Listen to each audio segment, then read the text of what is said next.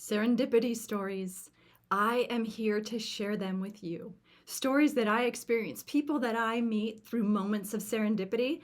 I want you to see how serendipity is working in my life so you can step back, notice those moments of serendipity in your own, and take action. I say action because to me, a big part of serendipity is the law of attraction at work.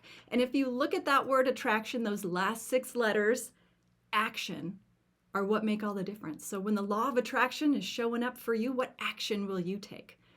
These interviews I'm doing are going to show you the actions I've taken. I'm Linda Fitzgerald, and I'm here to share with you my journey of serendipity and how it's helped me in my personal life as well as my business.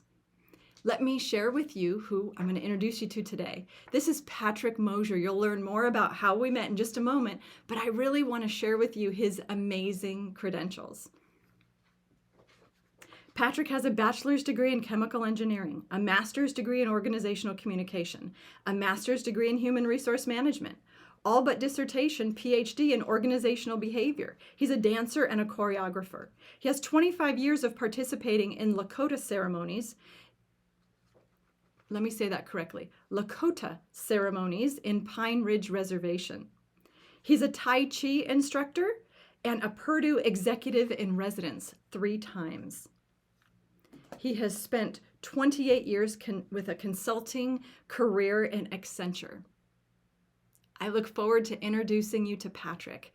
Patrick and I have been working together for a few years. I've learned so much from him. I want you to learn from him too. Enjoy our interview and see how you can apply what you're going to learn here in your own life and make this a serendipity moment for you, moving you forward. Hello, Patrick. It is so great to see you. Thank you for joining me today. Great to see you, Linda. Here we are. It's serendipity. We're talking about it. I've been talking about it with people like you for a long time, and it's really happening. I'm actually doing the interviews now. Thanks. That's so cool, Linda. So cool. Thanks for being a part of it, Patrick. And our interaction, when we first met, to me, I describe as a serendipity moment. You and I met back in 2016 when I went to a kind of business development academy, and there were, at least 1,000 people there. I remember the first moment that I talked with you. We were on the VIP line and we were waiting. There were about 10 of us, and I'm one of those people that gets online early because I want to get in the front. I just, the closer I am to the stage, the more engaged I can be. And I remember being online, and I remember you walking up, and the thought came into my mind of, I wonder what I'm going to learn from him. And I knew we were going to talk because all the people ahead of us in line were already in a conversation. I was kind of standing by myself. So then you and I started talking, and you let me know that the person who's presenting to all of us used to work for you. Yeah, right. And I'm thinking, you're kidding me. And you're like, yep. He used to work for me. And you know what? He doesn't even know I'm here.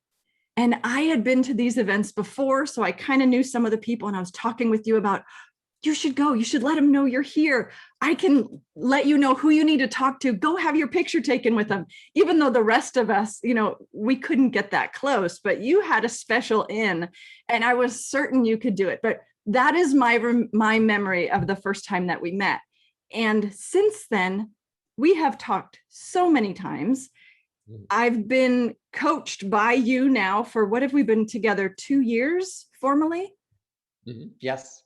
And I've learned so much. And what I like to do during these interviews is introduce people to the various people that have stepped into my life and been an angel or a hero for me to help move me forward on my journey, whether it be just a life journey or me achieving my dreams. So that is why you're here, Patrick. You are one of the angels and heroes in my life that have moved my dreams forward. And I just want to appreciate that. And I want to share you with more people. Oh, so thank you. Thank you. And I humbly accept the title of angel or hero. That's so good. But as this goes, you are an angel and you are a hero of mine as well. So that's how these things go as well. So thank you. I would love to hear from you. What is serendipity to you? When you hear that word, what comes to mind? So good. And I could probably talk with you as we do for a couple of hours on this. So I'll try to keep it short. So when I think of serendipity, I think of the word luck. And I don't use the word luck because I don't believe that luck happens that way, because I believe more in serendipity. Um, and so when I was thinking about serendipitous moments and all that, I think about like, well, when would people say I've been lucky? Because I think that's when those serendipitous moments happen. And the reason why I don't use the word luck is because luck kind of gives you the sense that it comes out of nowhere. And I just don't believe things come out of nowhere. I have a saying for myself: the universe is perfect, and our slice of it may not look like it, may not feel like it may not experience it that way. But everything in the world happens like with these wildly interconnected jigsaw pieces that are all there. So when I think of serendipity, I think that the universe is out there putting these puzzle pieces together. And part of me is just listening to those moments and letting me fit into those moments. Like meeting at that personal development seminar, that business development seminar where we met. It was just like, and I, if you don't mind, I'll tell my side of that Oh, that story. would be great.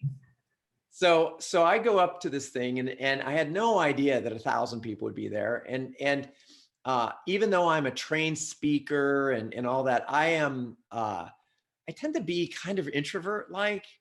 And so I go up into that, into this big, massive crowd. And I am not a cocktail party talk kind of person. How's the weather? How's this thing? Because I like to go deep fast. And so to your point, how you told your side of the story, so I walk up and I don't join crowds of people very well, but there you were alone. And I was like, oh, well, we'll see what she has to say. And so connecting with you there. And what I didn't know, serendipitously, is that you are an incredible connector. So you are an incredible networker. So from that perspective, here I met somebody at this conference that could network with all these people. But you were standing alone in that precise moment of time. You're talking to somebody all the time. So that's one of those very like subtle serendipitous moments. And then, did I have any clue that walking up to you in that moment would be a relationship that has tracked for over 4 or 5, coming up on 5 years or something like that? It's like, it's amazing. So those are serendipitous moments. So yeah, I don't believe in luck. I believe that the universe is perfect, and serendipity is just listening and following your intention with things. When I am at one of those personal development events, and all of us, to me, I describe it as we're operating on a different layer in life. It's like we're a little more, all of us tend to be more aware, more intentional. And when I'm in those events, the serendipity to me is just boom, boom, boom. I'm writing stuff down like crazy. And back when we first met, serendipity was a big deal to me. I would track them, but they were more something where I'd have a really big serendipity moment one time a month. And it was just something I had to write down. The more I am with people who are thinking bigger, who are a force of good, the more I see the serendipity. And for me, I just start seeing it. And kind of like you said, luck, for me, I think it's magical. But at the same time, like you said, with luck, I don't think of it as magic. It is, to me, it's like divine intervention in all these different subtle ways so that we can appreciate how my thought is we're all connected. I imagine there's this big spider web that connects all of us. And when we meet, it just allows that connection to be thicker. And I was not always the outgoing person I am now. Growing up, I was amazingly shy. I did not want to present in front of groups. So just watching how much I've changed since I've started interacting with people like you and partnering with people like you to help bring out the best in me, the more I have grown in ways I could not have predicted 5 years ago. Mm-hmm. Yeah, to go with that a little bit, I have a saying for my work as well. I have archetypes that I use, and one of the archetypes is portals in the mist. And how I think about that, kind of what you're saying is that, we have these portals that we go through in our life, and going from point A to point B, we look straight forward, but I kind of believe that there's these other portals on the side, and they're kind of in the mist. A lot of times I go out and I pray and I put intention out there, help me to see those portals. I may not take everyone because I don't tend to chase shiny pennies like that, but every once in a while, there's one of those that if I'm aware of those portals, it's like, you know what? I'm gonna take that one. And you go down this path and it opens up a whole different chapter of my life. Just to give you a sense of one of those, when I was in my bachelor's degree, I was a chemical engineer. And we had to, at the school I went to, you had to take a personal or a physical education credit. So we had to take a PE class. And all my friends took a like volleyball or soccer or something like that. And I was like, I want to take something different that I've never done before. There's one of those portals. I decided to take a ballet class. Now, my friends were all like, why are you taking ballet? I mean, have fun with us. Ballet, it's gonna be hard. You don't know anything about it. And so I took this ballet class, and it was amazing. I just enjoyed it. It was very much like chemical engineering with the discipline and everything with it. And so I enjoyed it. And it was just a whole different crowd of people that I would have never met before. And I took that class, and at the end of ballet one, the teacher said, you have some natural talent. You should take ballet two. It's like, okay, take ballet two. So I took ballet two, and at the end of ballet two, she said, you should join the modern dance company. I'm like, really? And they're like, yeah, because you have this natural talent. So I joined the modern dance company. So while I was taking chemical engineering classes, I was rushing out and changing into tights, getting into, a modern dance company and doing rehearsals. And so that was just amazing. But that was all opening up right, left brain. And it was just a whole different world for me. And so many of those stories of my life are those portals in the mist. Are those serendipitous moments? Yes. But like you said, it's not luck and it's not magic. It's just like this feeling, it's an intention, it's an awareness of what's there, and then just going like, let's do that. And then a whole different part of the world opens up to you. So that's kind of how I see serendipity. That's why it's hard to imagine some of the serendipitous moments, because they're like that. They're like this thing that unfolds with still tag, and then you take that tag and then a whole different world opens up to you. That was 40 years ago. Yes, 40 years ago. And now I'm on the board for dance and performing arts here in Minneapolis. I'm not dancing anymore, but now I can support other kids, that are dancing. And, that was just this whole different weird string in my life. That was that just one moment of going like, yeah, I'll take ballet. Who knew where that would go 40 years later? It was that tap on the shoulder, Yes. do something new, and you said yes. Mm-hmm. Indeed. Indeed. And Linda, we could sit here for 4 hours and we could share stories of those little taps that you go like, yes. And a lot of people chase the shiny pennies, and I'm not necessarily talking about that too. It's like, there's a tap that's the right tap.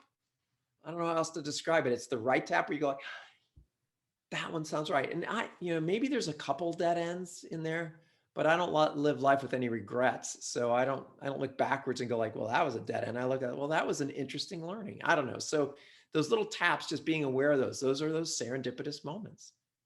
You were there for me in a way I hadn't expected, for coaching me when I was in Dancing with the Stars, Shasta County style. And you were encouraging me on, and I, like you, was completely out of my element, having never had dance. Well, actually, I did have dance. I had ballet when I was in kindergarten. But like you said, an opportunity shows up.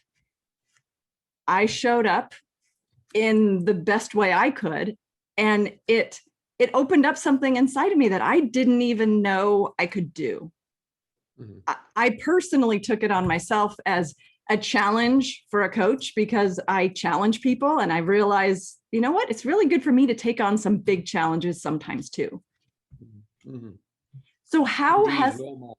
how has that the fact that you stepped into that tap and you participated, how does that sort of experience affect you going forward when another tap on the shoulder happens? Oh, um, I I have been rewarded by the universe. You call it divine intervention, the universe, however you want to talk about it. We know how that goes. Is that I've gotten rewarded so many times by those taps of like going off into that portal in the mist that I'm just aware of them, but also eager because I think the more that you learn about those serendipitous moments, the more you're training your body to be aware of what's a diversion or procrastination and what's a true path. And the more you can better discern those is, Mhm. if it's possible to have a competency in serendipity, which I could argue that that's impossible because serendipity is serendipity.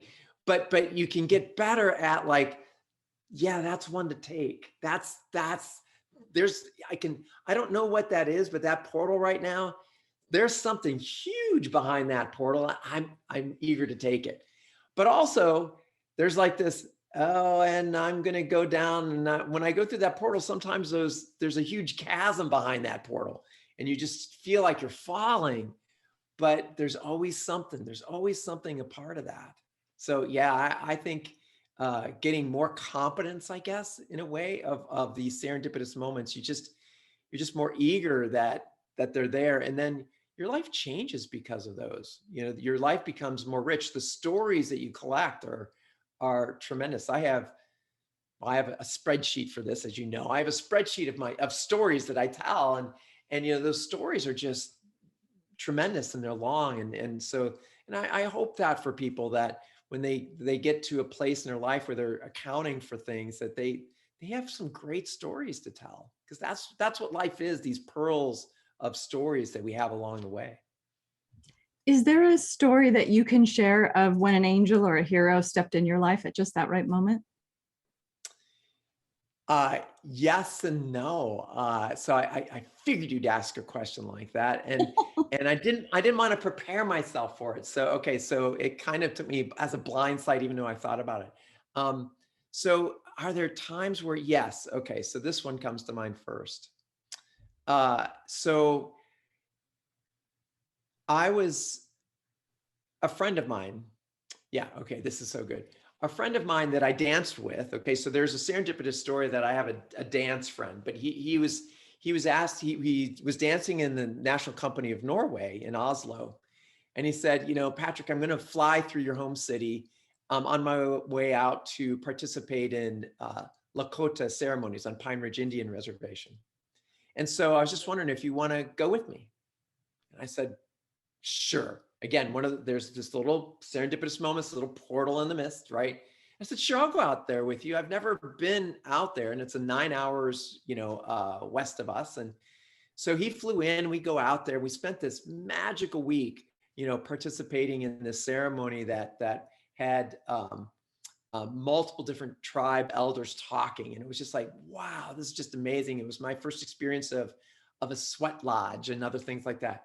And remember, at that time, I'm a corporate executive at an accounting firm, at a consulting firm. So this is like a break from any reality that I've ever seen before. So I'm just like, I'm just taking it in. This is so amazing. And it was so much a part of nature, and just being in it so much, and how the Native American cultures honor that so much.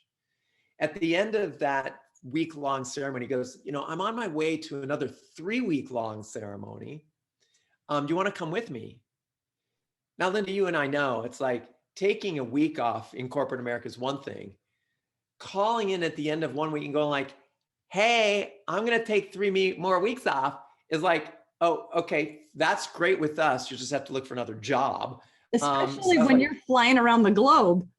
oh my gosh. Yeah. I mean, I was a consultant. So I had, and I was on a project at the time too. So I took a week off and I was like, I just can't.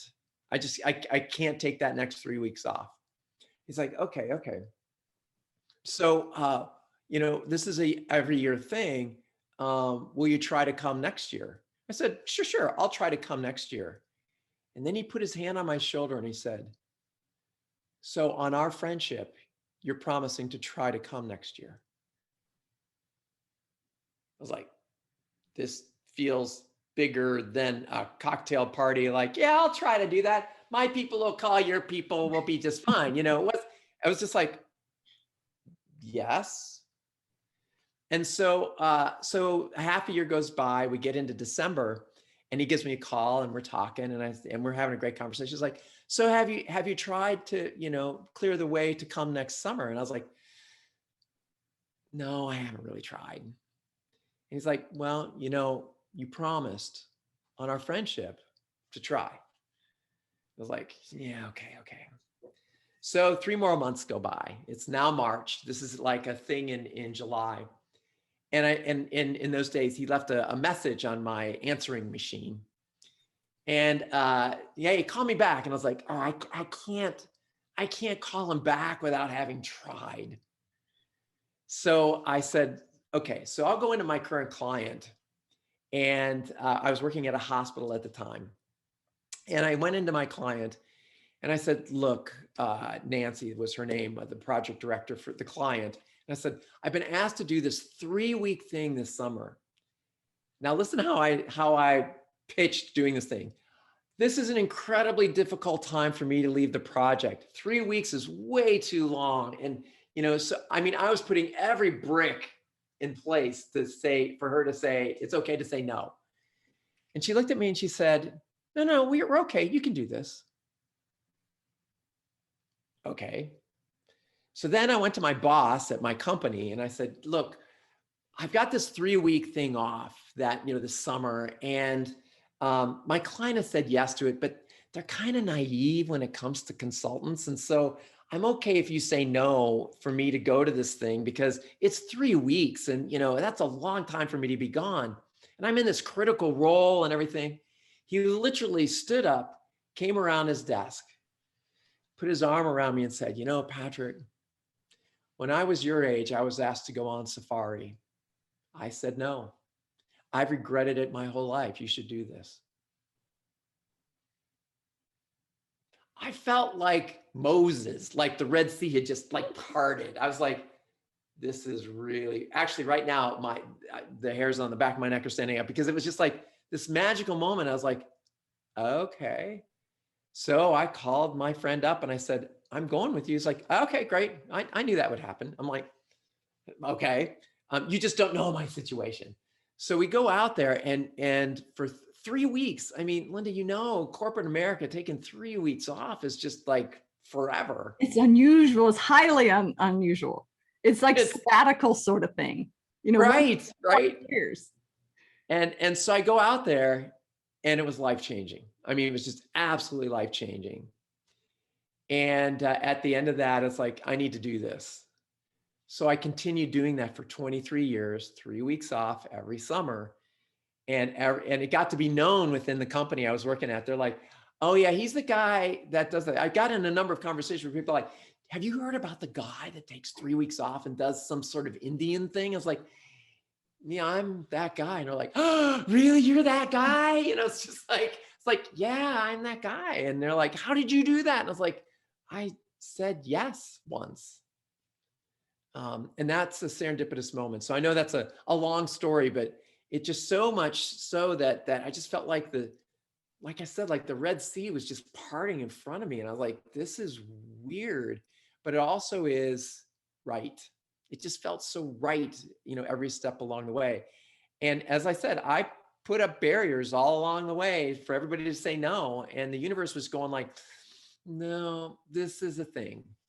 You need to go do this. So that's kind of a long story of one of my serendipitous stories, but it's so serendipitous. It's perfect. That is great. And when you talked about the hair on the back of your neck, to me, that is a sign, like that and goosebumps. When you're talking about Yes. something, it's like, okay, there's something extraordinary happening right now. And Yes. sometimes a story that you share can be as simple as a one-line sentence. You Yes. have a story I've heard you tell a couple times about your grandson in the sandbox. And there is this one line at the end that I have said to myself so many times that if you could share that story, I just love that story.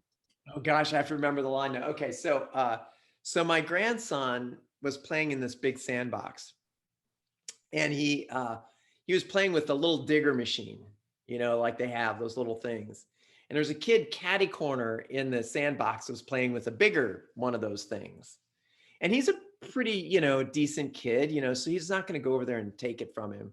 But the kid gets up, their parents come, and he goes off with them. And he gets up. Now the sandbox is above ground, and it has two uh, boards that are connected together, 4-inch, 6-inch boards, whatever, that are connected together. But it's kind of narrow. It's like a balance beam, I guess, for gymnasts. It's kind of that width. And so he sees it catty corner to him, and I'm standing at the corner, and he stands up and he starts walking over, and he's balancing on the thing, walking over there, and he gets to the corner where I am, and he's ready to turn the corner to get to the machine. And I'm looking at this and I go like, it would have been faster if you go catty corner, go across the sand.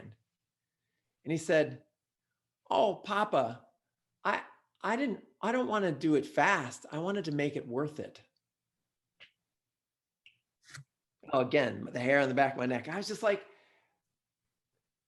this is wisdom. This is like, and then he went over there and sat down and started playing.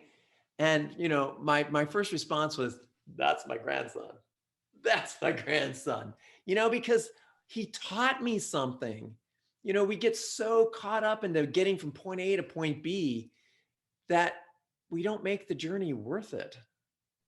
And so, man, what a huge learning. I think he was 5 or 6 at the time when this happened. I was just like, wow. So those are, to your point, Linda, too. My first story was this big story of this big thing happening in my life, but this was just this little sliver of a moment. And is that a serendipitous moment? I think so, because I'm grandpa. I'm going to teach him that there's more efficient ways to do this. And I got taught, baby. I got taught in that moment. And that was just so good. I was just so proud. So yeah, thank you for reminding me of that story. That story rippled out to me, and you told me that story, and I know that one line. And there are times in my life now when I'm saying, do I want to do it fast, or do I want it to be worth it? Yes. And Yes. that's the difference between doing something on my to-do list.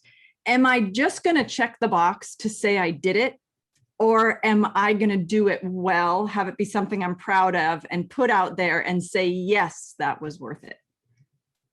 Oh, that's so good. And exactly to that point, as human beings, let me go back. Every animal makes every moment worth it, if you will, because that's how they're instinctual. They do the things that they need to do. Sometimes I look at my dog and I think of dog wisdom, because I'm just like, my dog wakes up, and I'll go down and take my dog out in the morning, and she's in her kennel, and she's getting older now. But in her younger days, she'd be sitting up there, her tail's wagging. I open the door, she'll go to the door, and she's like, "Let's go, let's do this day, let's do this day." And I'm just like, why aren't I doing that? Why am I not like jumping into the day like that? So and that's a serendipitous moment. It's just like, but I'm allowing that in. And if we can string more of those together, man, life becomes full. So yes, I agree. There's these big ones and these little ones, but part of it is they're all there. Those moments are there for everyone. Mm-hmm. It's just being open and aware that that's what's happening around you, because the universe is dancing all the time around us, and we just have to be aware of it. Awareness is a theme that I see with my interviews. And when I met with Martin Rutte in a previous interview, he challenged me to log 3 serendipity moments every day. Mm-hmm. And I did. And I was doing them on a newer version of technology, what I wasn't real familiar with. Yeah. And because I was giving it my attention and I was logging it all, I was loving it. And I was having days where I was listing 6, 7, 8 things. And I thought, oh my gosh, this is crazy. And then I had this little tap on the shoulder of, how are you backing that up? Yeah. And I ignored it. And fast forward a couple weeks, again, you should really go in. This is newer technology for you. You should go in, copy it, back it up. And one night I'm on my phone, which I'm not completely savvy with on some of this technology, and it switches into night mode, where instead of a light background, it goes to dark. And I'm adding to my list, and all of a sudden my list is gone. There's no undo button. And I realize all of a sudden it's like that moment of serendipity, that thought that came into my head out of nowhere of back that data up, Linda, back that data up. And then I was just mad at myself. I tried to recover it. And because of my lack of technology, the recovery system, I did not do correctly. So that failed as well. And I thought to myself, that's okay, Linda, there's more where that comes from. I'll start logging it again. But here's what was so funny. I was mad at myself. And I stopped logging the serendipity moments. Oh. And therefore, I stopped the awareness. And I went for about 4 or 5 days more mad than aware. So I wasn't seeing serendipity. And then a few days ago, it's like, wait a second, Linda, you promised Martin you were going to do this. Start it up again. Use a different technique. Back it up. And some of the ideas, some of those serendipitous ideas that come to me came back to me. I'm like, okay, log those, log those. And I'm using a different form of technology now, but I now am aware of those taps on the shoulder that we say no to. Mm-hmm. When I had that tap on the shoulder of, you should back that data up, and I ignored it, I think that that's serendipity too. And I had an opportunity to back everything up, and it wasn't a huge amount of data. It was not the end of anything, but the lesson was learned. And once I came back to opening myself up to the awareness and kind of living on that higher level of intentionally, I started seeing the serendipity again. Mm-hmm. Mm-hmm. Yeah, I agree. And my reaction to your story is it's like those monks that do those beautiful sand, paintings and drawings, and they lay them out, and they do that for months. They're laying everything out, and then you have this beautiful picture. And 30 years ago, you didn't take a picture of those things; they were just there. You experienced that. The journey is beautiful, and then the wind just goes whoosh, and it's gone, and that's it. And but it was created for that moment. When I think about you losing all that information, we as humans, we just go like, oh, we beat ourselves up and everything. It's like, but maybe that was just sand art. Maybe that's what those were. And they changed those moments, and that's what they were there for. And now they're gone, but they're not gone. They're still in your heart and your soul somehow, some way. And to your point, those things will come back up. The universe is perfect that way. There's a great lesson in that. And if those were really important for you to go forward, she'll bring those up to you again, and that's okay. Yes. But we do that all the time with ourselves, of just beating ourselves up for the mistakes we make. And it's like, no, those are just learnings for the next bigger challenge. That's okay. Mm-hmm. So totally okay. Yes. Great story. Thanks. It's the opportunity. To me, I see serendipity as an opportunity. When I go to events or when I do trainings, sometimes I'm in a room and it can be a crowded room, and I have this feeling that there's a particular person, I know exactly who it is, that I'm supposed to talk to. Mm-hmm. Okay, good. And it's just another form of serendipity. So to me, serendipity, what I've learned in doing these interviews is there's so many different sorts of ways those webs of connection get activated. I totally agree. So another reason why at some point serendipity gets difficult to talk about is because, again, building your serendipity muscle, I guess, in some ways, is that you just used the word intention. I'm very deep into intention.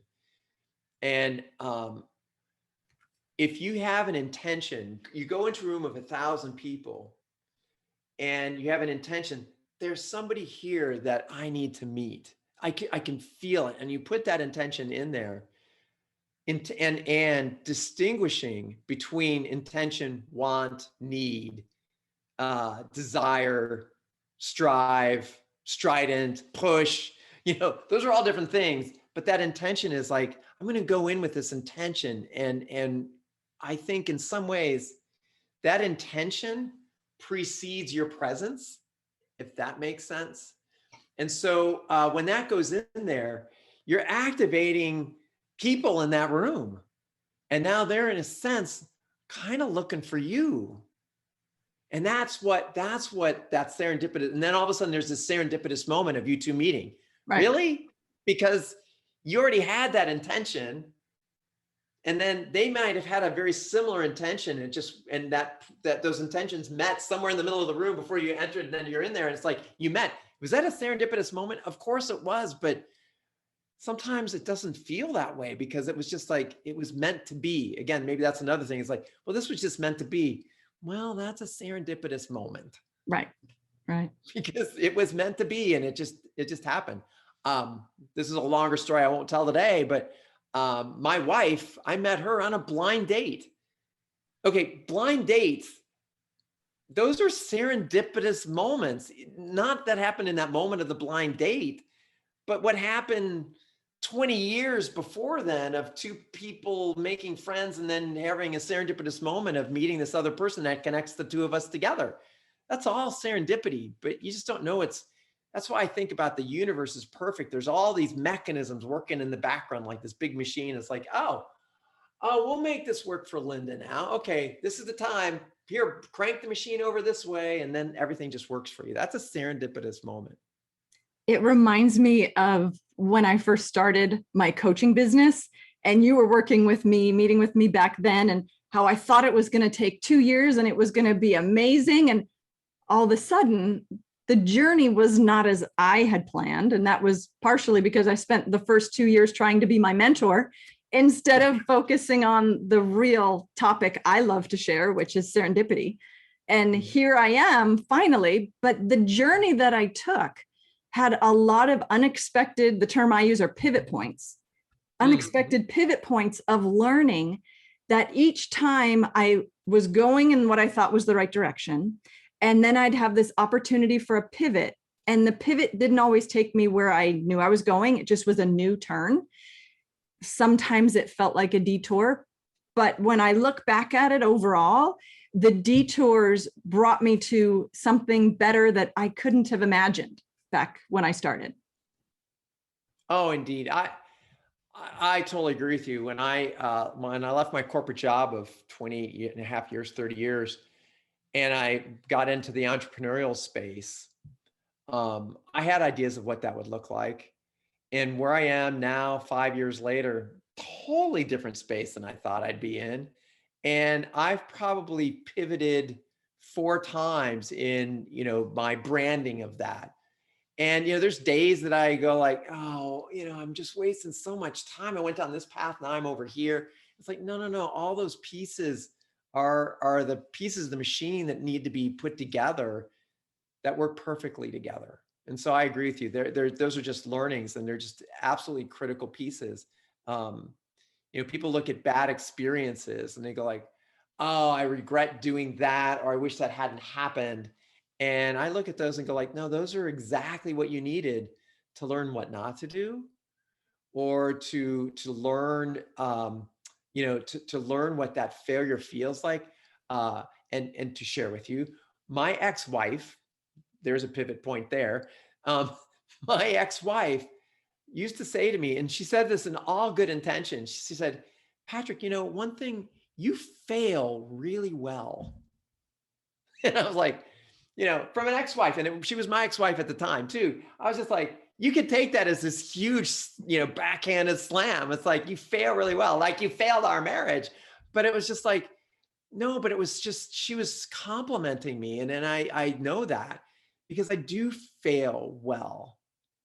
And I think that's part of the trick too of serendipitous moments is you don't treat failures as a failure per se. It's a learning for the next stage, for the next thing. Um, Little story with that. When I was a chemical engineer, I was in my final year, senior year, and I was taking organic chemistry 2, 7:30 in the morning, Monday, Wednesday, Friday.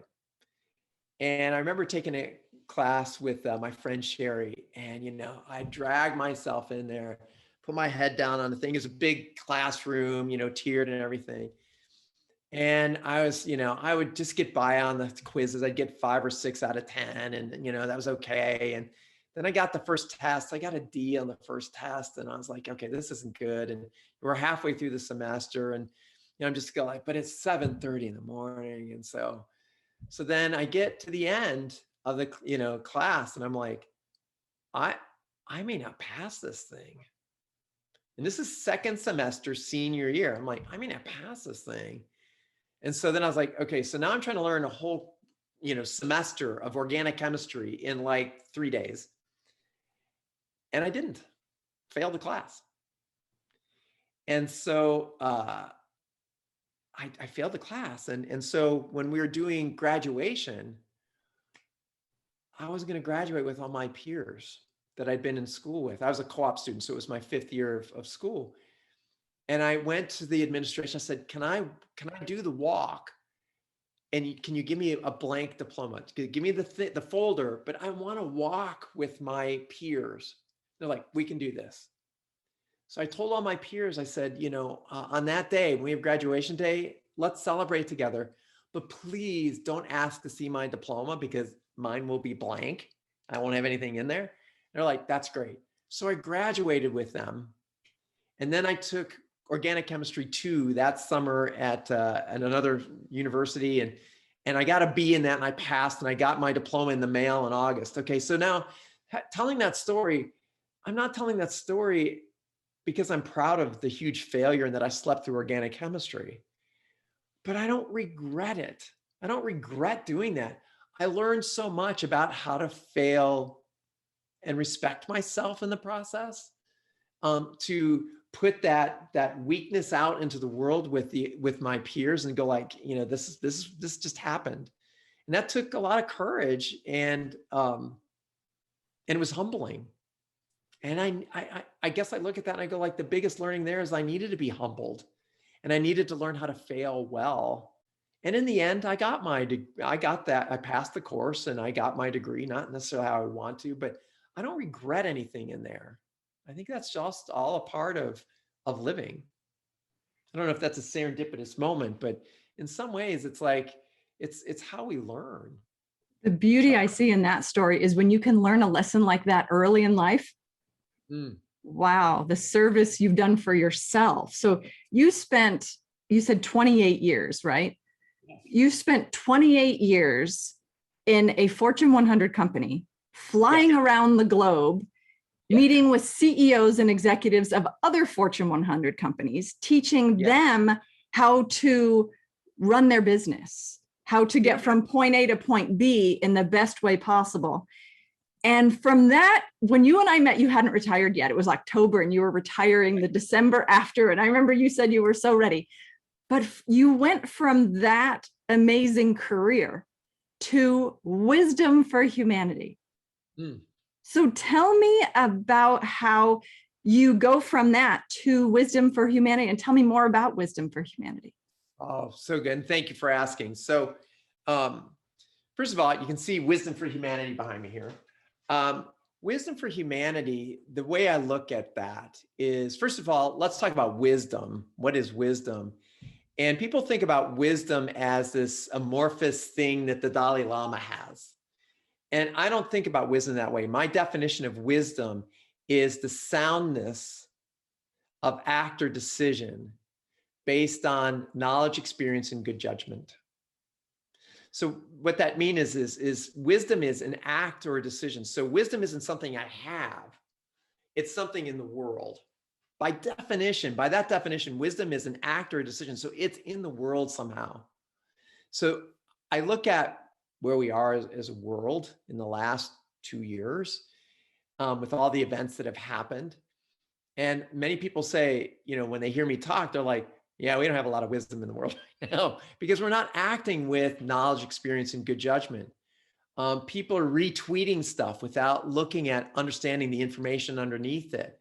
I'm kind of an analytic geek too. So part of it is like, I'm really careful about like what I say and what I share, because that's what wisdom is. And I think wisdom, when we put that wisdom, both current wisdom, like the wisdom of my grandson to make things worth it, that's a wisdom to put back into the world and share those stories. But also the Native American and the Aboriginal wisdoms, those are important to put back in the world because we need to act more with those wisdoms in order to evolve our humanity. So wisdom for humanity is that evolution. And then the four in between, for me, goes something like this. Because it's a four, not F-O-R, but a four. My great-grandmother, Ellen Hurley, stood on a dock in Tralee, Ireland, when Ireland was going through the potato blight. Now, people don't know this about Ireland, but at that time, over the course of about 30 years, 4/7 of the country died or left. So I encourage you, imagine what city you live in, where you're sitting, even the block you live on. In the course of 20 years or 30 years, that 4/7 of those people die or gone. That's the entire country of Ireland at that time. I mean, that's just mind-boggling to think. And so at the age of 11 or 12, she stood on a dock in Tralee and stepped on a boat to come to America. Chances are she didn't speak English because she was speaking Irish. And she was young. She came with her parents. And at the age of 15, she got married, had 5 kids. Thank you, Ellen Hurley. And so she came to America right before the Civil War in 1859. And so the Irish were treated very badly, in the Civil War, but also afterwards in Chicago. And so she lived a tough life. But I think about her 4 generations back, and I look at my grandson. His grandkids are as far away from me as Ellen Hurley. 4 generations back, 4 generations forward. The way I look at what I do now, having left my, this big consulting job, which I loved my job, by the way. People say, oh, congratulations for leaving corporate. Man, I was making huge impact on the world and I loved my job. But it was time to give back to humanity, to my community, differently, in a different mode. And so what I'm building is I help people that are building structures in this world that are helping 4 generations forward or further, that they have that kind of foresight, because I'm not looking at making my life better, or even my kids, I have 2 daughters, not making their life better, even my grandson's life better. Man, as human beings, as a human species, we need to be looking generations forward, because that's what our grandfathers did. And everyone before, they were trying to make a better world for future generations. That's what wisdom for humanity is this building, creating structures that are going to last, the legacy that we leave behind leaves a better world for them. And so that's wisdom for humanity. Thank you for asking. Sure. I love it. Patrick, how can people learn more about you, follow you? Thank you. There's a couple ways. You can go out to my website. It's just my name, so that's easy to remember, patrickmosher.com. And then also, I have a weekly wisdom that I do, a blog post that I do, and you can get that on YouTube's just Wisdom for Humanity. You can also subscribe to it if you get to my website. But in that, what I do with my weekly wisdom blog post, I tell a wisdom story like you've heard today. A couple of those are in there somewhere over the years that I've been doing this. I do this every week for the last 3 years now. And so there's always a story, but there's always a wisdom challenge. And I think that's really important, to challenge people like you were challenged to write down your serendipitous stories. It's in those moments, it's like we every week get a challenge to say like, I want to put more wisdom in the world. So you can do that with the blog post every week. And then I have a monthly program as well, that I just help people with creating their authentic structures in the world. And so again, you can go out to my website and look up, what that looks like. But my job on this planet now, from here till my last dying breath, is to create a better world for our future generations. And so if you're in that game, if that's part of your mission, look me up because I'd love to help you. Patrick, this interview would not be complete if I didn't share my favorite quote from you, which is, wisdom isn't wisdom until it's shared. Thank you. Yeah, when I give you my definition of wisdom as the soundness of act or decision, and that quote came out of my mouth when I was conducting my Wisdom Council event in Machu Picchu, and it just fell out of my mouth when I said the soundness of act or decision. Soundness means something stable, something that doesn't move, something that act or decision is something you can stand on, it's stable ground. But also soundness is the soundness of it. And soundness, oh, this is so good. Speaking, our voices aren't for us. As I'm speaking right now, I'm actually making bones in your body vibrate. That sounds so weird, but it's true. It's that intimate because those little bones in your ears are going because I'm speaking right now. And so the soundness of wisdom is all that intimacy that we share with each other. And so wisdom isn't wisdom until it is shared, until it's communicated.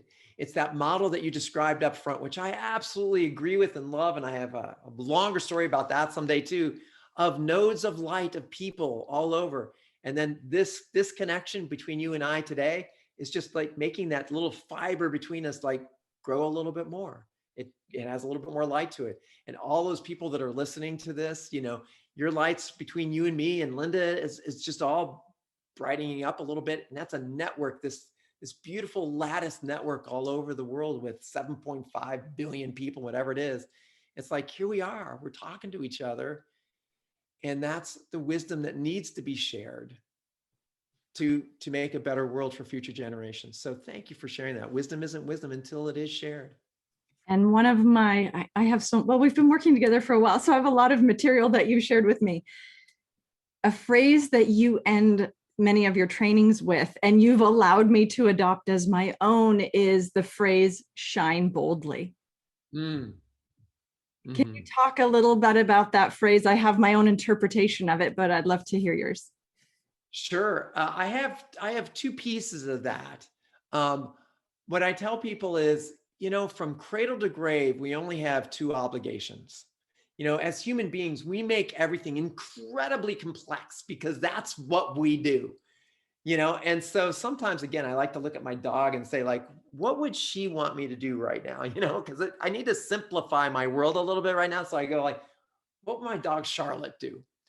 But I think about two obligations from cradle to grave. You are the very unique DNA that you were born with.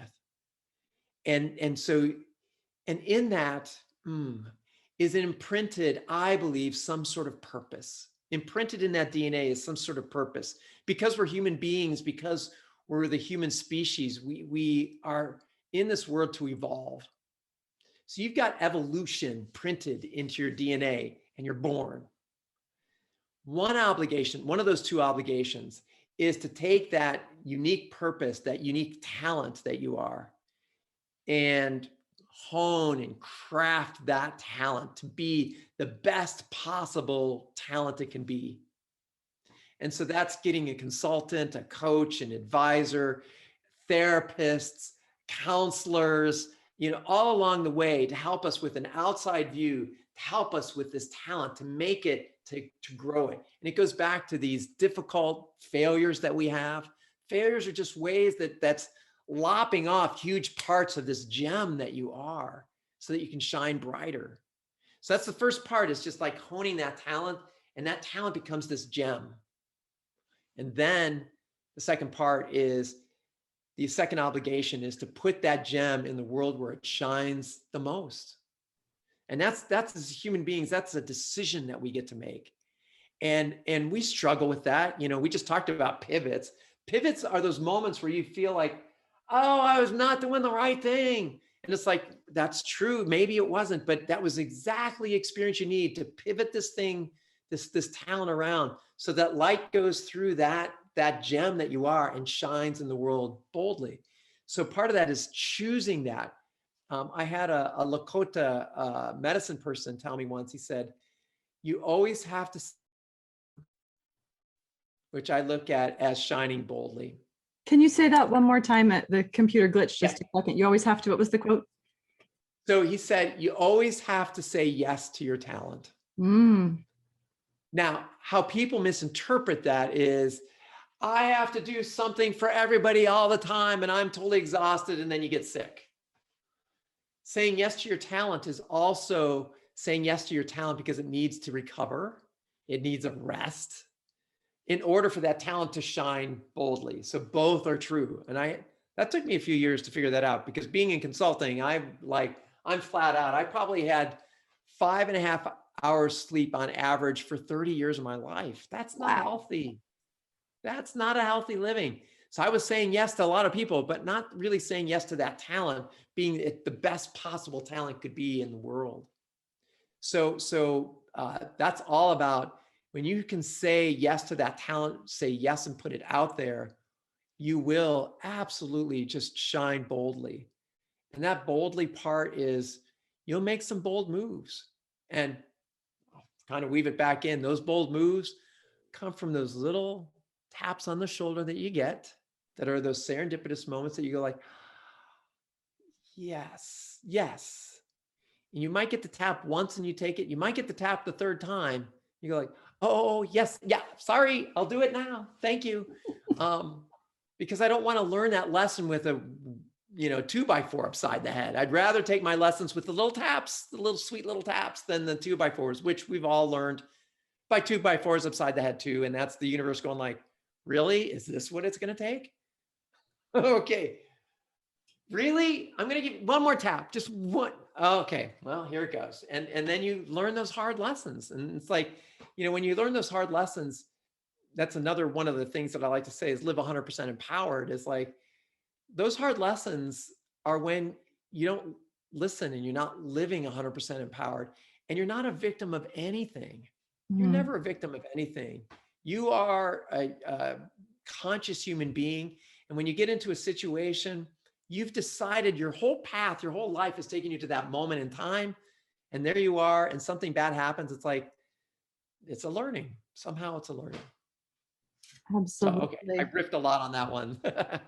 That's okay. These are the great conversations. I love inviting people in. And I'd love to thank you, Patrick, for all the coaching you've given me over the years, even before we were formally working together, and how you helped me. You helped me set up my thinking behind this podcast. And the great advice you gave me was, Linda, don't go into your podcast thinking you know what's going to happen. Go in curious for your first 6 months, see what happens. And that opened up a new opportunity, a new lens for me to look through. So I am so grateful for you, Patrick. Thank you so much for joining me. And I look forward to the next time we catch up. Thank you, Linda. And you've been such a teacher for me too. So thank you. Thank you for joining me in this Serendipity Stories interview with Patrick Mosher. You can learn more about Patrick by going to his website, patrickmosher.com. That's PatrickMosher.com. And as I was reviewing my notes from when I first met Patrick, I'm able to go right back to them. I met Patrick in October of 2016 at an event, and I got this journal, and I have a whole bunch of notes and tabs in here. I was reminded about the serendipity moment I had when I met Tony Horton at this very event and told him my P90X story in person, and that was amazing. Talk about serendipity. Having completed that, I won a contest with Michael Hyatt as a result of it, and I shared my story with Tony Horton. Oh, there's so many stories to share with you, but a little bit I wanted to share with you of the notes I took from Patrick the day I met him. And here's something key that comes up as Patrick coaches me, and it just reminds me. He just reminded me of the importance of crawl, walk, run. And he reminded me of that as I started this podcast, saying, Linda, don't think you're going to go into it with everything all figured out. Learn on the journey and be okay with being a learner. So here I am. I'm a learner. I'm going to make some mistakes through this podcast. I'm going to learn from them and I'm going to move forward. Thank you so much for joining me. I look forward to seeing you on the next podcast. I'm Linda Fitzgerald, and this is Serendipity Stories.